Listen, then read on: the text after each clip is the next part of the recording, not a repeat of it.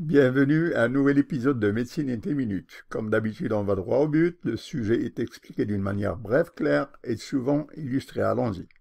Alors, le sujet d'aujourd'hui est à propos du rhumatisme articulaire aigu. Voici le plan de la présentation.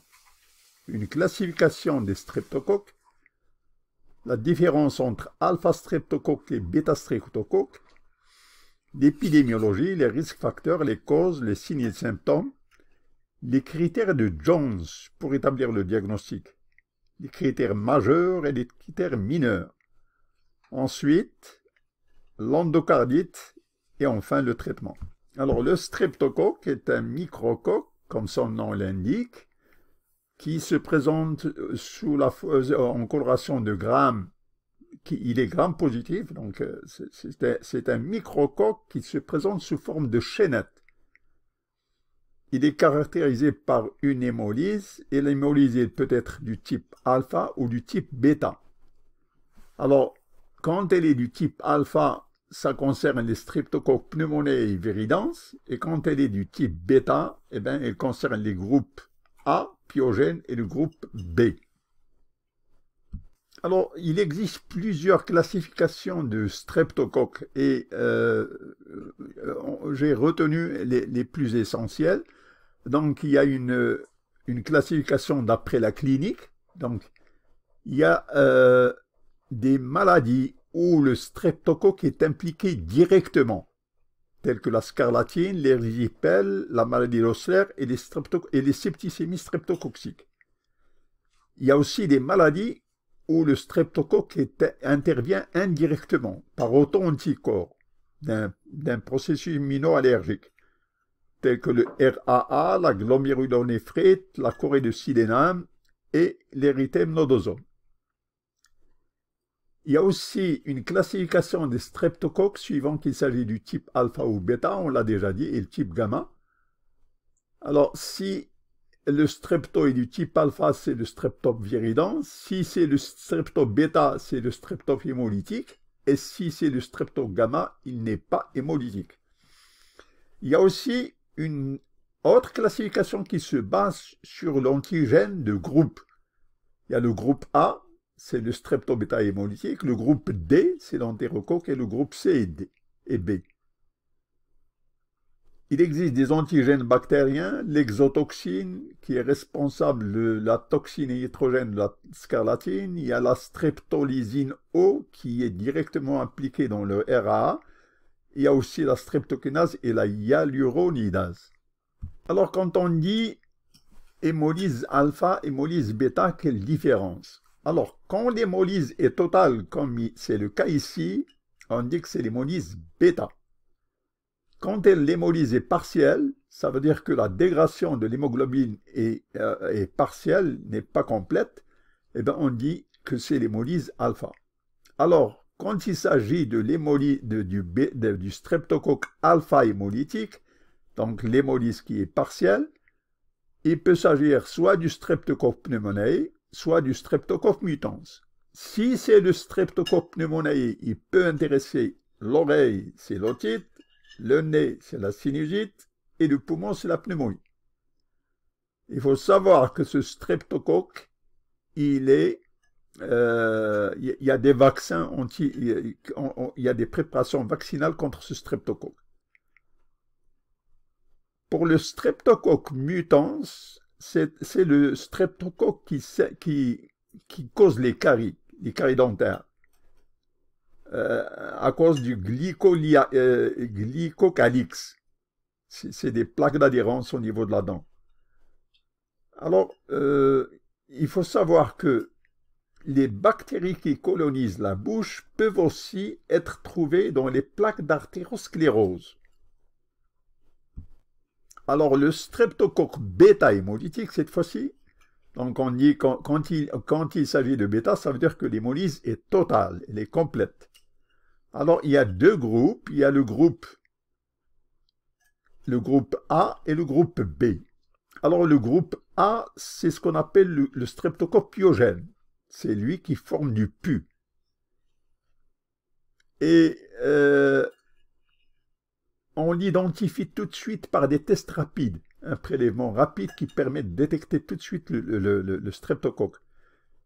Et il se loge surtout au pharynx, et le streptocoque pyogène qui affecte la peau cause l'impétigo.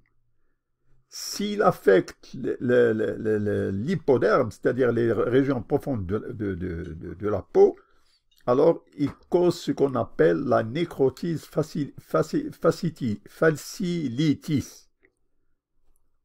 Il peut aussi causer la scarlatine.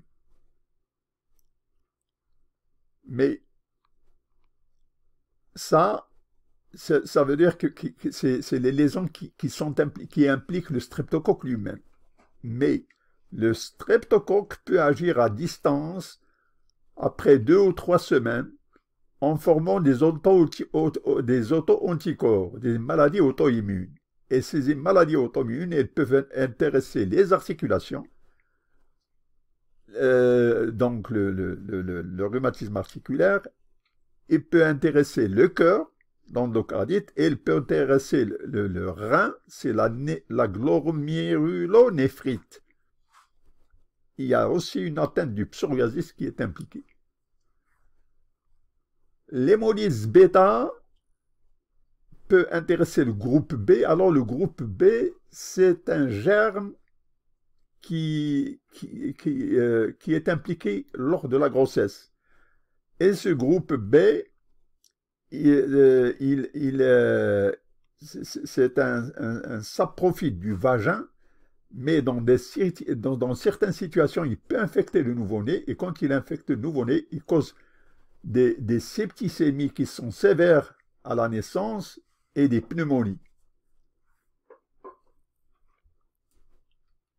Alors, la pathologie du streptocoque, le départ, c'est l'angine. Après 3 semaines, c'est le cœur. Après 3 semaines, c'est les articulations. Après 3 semaines, c'est le rein.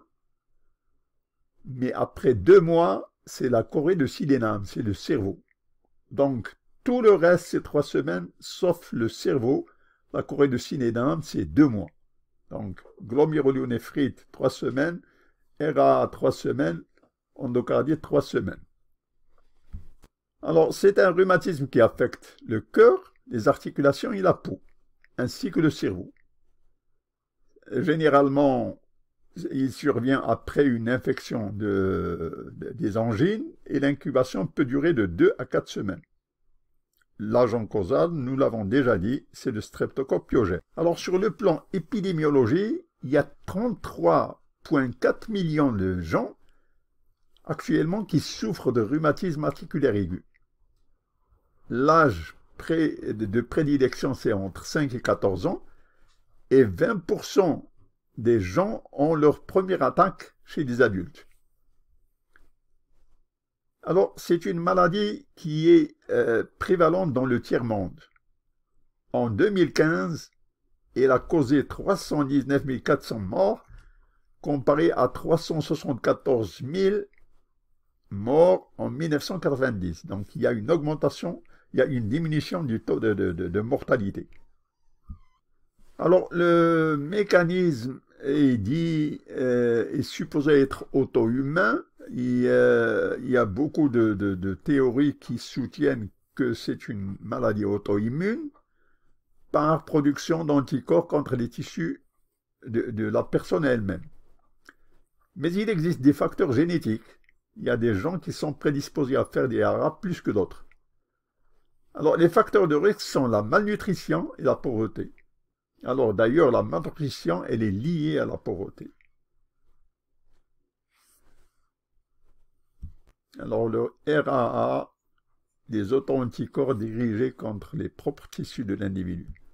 Il existe un facteur génétique, une atteinte des articulations et des multiples, une fièvre et une perte de poids. Alors, la maladie se manifeste par une fièvre, des douleurs articulaires, des mouvements involontaires des muscles.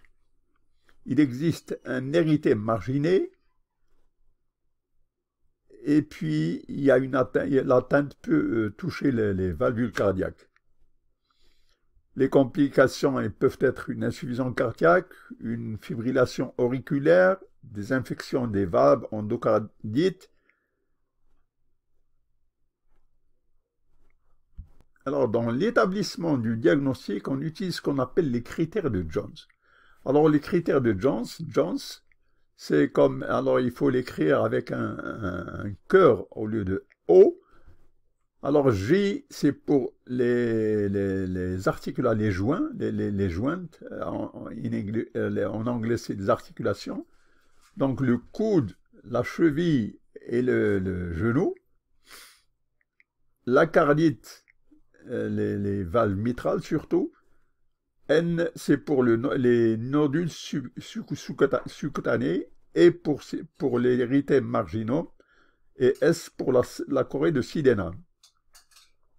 Voilà pour Jones, les critères majeurs.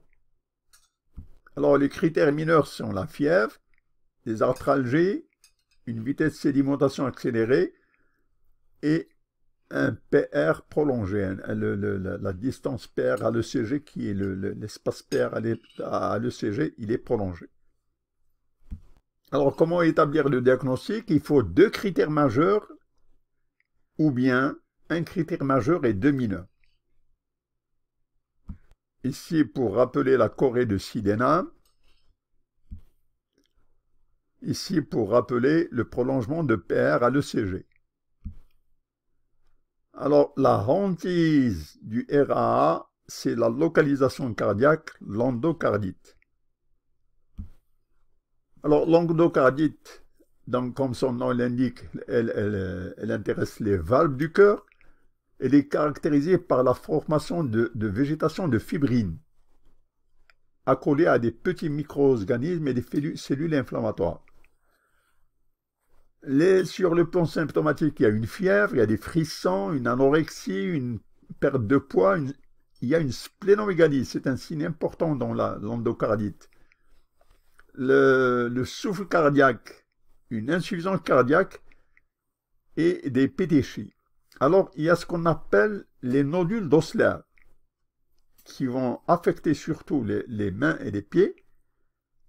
Et il y a des lésions qu'on appelle les lésions de Janeway. Alors, ces lésions de Janeway, ils affectent surtout les paumes des mains et des pieds.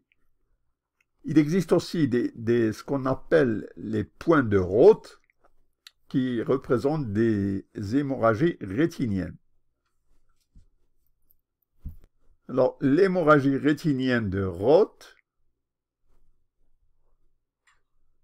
les nodules d'Osler et les lésions de Janeway.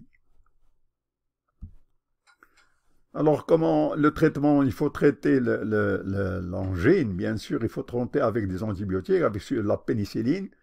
Et quand on traite l'angine avec la pénicilline, ça diminue les risques de faire des complications ultérieures.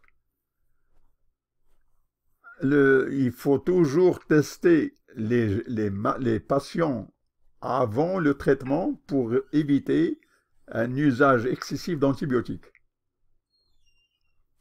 Alors, il faut savoir que quand l'atteinte est cardiaque, le traitement antibiotique est à long terme. Des fois, les cas cliniques nécessitent une intervention chirurgicale. Alors, la prévention, elle est basée sur l'hygiène des mains et le port de masque. Alors, le traitement du RAA, il y a 2 volets. Il y a un volet antibiotique et un volet corticothérapie. Alors, le volet antibiotique, c'est la pénicilline, la plus simple de toutes, la pénicilline, pendant 10 jours. Et puis, on prend le relais avec la benzylpénicilline, les pénicillines rota extensiline, une injection par 3 semaines.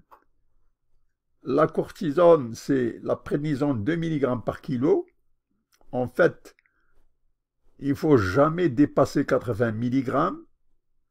Et si le poids de l'enfant est inférieur à 40 kg, il y a un support avec une benzylpénicilline chaque 2 semaines. Si le poids est supérieur à 40 kg, c'est une injection chaque Si le poids est inférieur à 40 kg, c'est une injection de benzylpénicilline 1 200 000 par mois. Si l'enfant pèse plus de 40 kg, c'est une injection de 1 200 000 par 2 semaines. Alors, l'arrêt de la cortisone, elle est dégressive. Et si on fait une adénoïctomie, elle doit se passer sous pénicilline. Merci d'avoir assisté à cet épisode de Médecine en 3 minutes. Voulez-vous appliquer le bouton like, d'adhérer à la chaîne si vous ne l'êtes pas? Vos suggestions sont toujours bienvenues. Merci.